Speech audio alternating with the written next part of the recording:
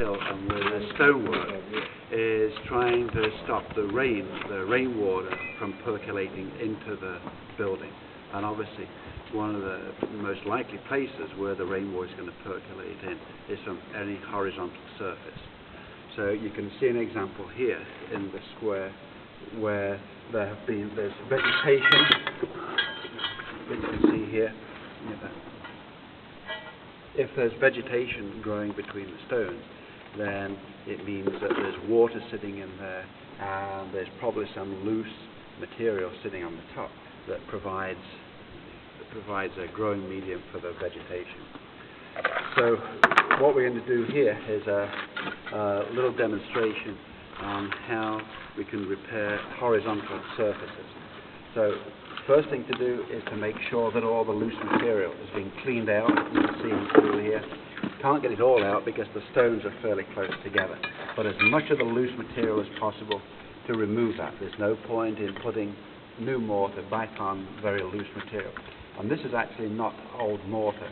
This is the sand that was used to bed the stones originally. So we've got that all cleared out. We've made a mix. Okay. Nick has made a mix that you can see is pretty thin.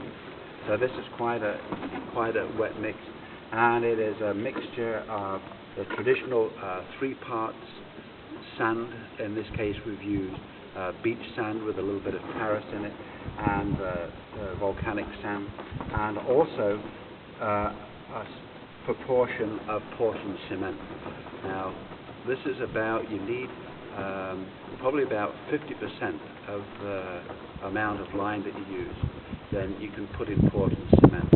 If you go any more, it makes the mix way too hard, and it will dry very quickly, and it will crack. If you make it less Portland cement, what will happen is that it just washes away, so it's really not effective. So we're hoping that we've got the right mix here. The reason we put the Portland in is to help it dry. You just need it to dry off quicker or faster than the lime will, because obviously we are exposed here, and if you start to get rain on them, it's going to wash away. So well mixed, and you see nice even color. And what we need to do is to get the mortar right down in the bottom. If it just sits on the top, then it will dry, and as the rain falls on here, it will go underneath and down into the ground. So I'm going to get Nick to just pack the mortar in. To do it in thin layers, right? Thin layer at a time. So you're going to do it. You don't wet it first. We would, if the stone was dry, then we would wet it. But you notice here, with the water, the edges of the stone is already wet.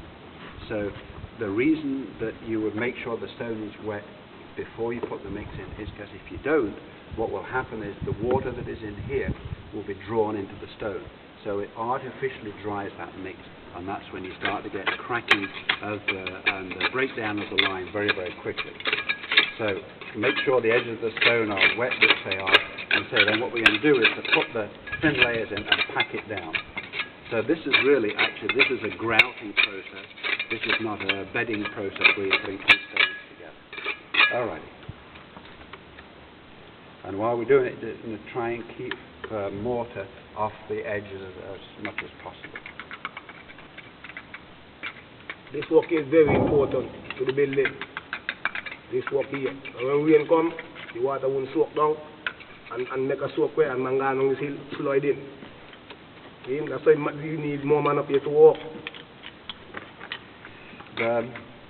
With Portland cement, you really should not work the cement a lot, because if you do, it breaks it down very quickly. One of the advantages of this lime grout is that you can work it, so you can take whatever tool will fit in the gap and press that mortar down into there. It's really important to get it sealed down as much as possible. And you can work it as much as you want, and it's not going to affect the strength of the mortar mix. So get it smooth right down there, just trying to keep it off the edges all the time. It's a sort of patient work. This work is you can't go too fast, you can't go too slow. That's You why notice need that more. the stones are obviously they're not a dress stone, it's a rubble finish, which makes it a bit difficult to get to the edge. But what you need to avoid is where the mortar is sitting up above the top of any of the stones. Because I say, what happens is when that thin edge of the mortar is sitting on the stone, for example, this here, you see how it's built up. These thin edges dry very quickly. In fact, you can see this over here. You can see there's a thin edge there, and you can see here.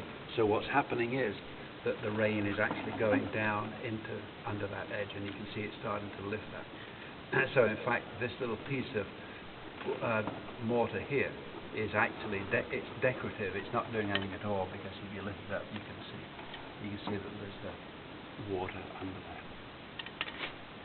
Now, smooth that down, get as much in there as you can.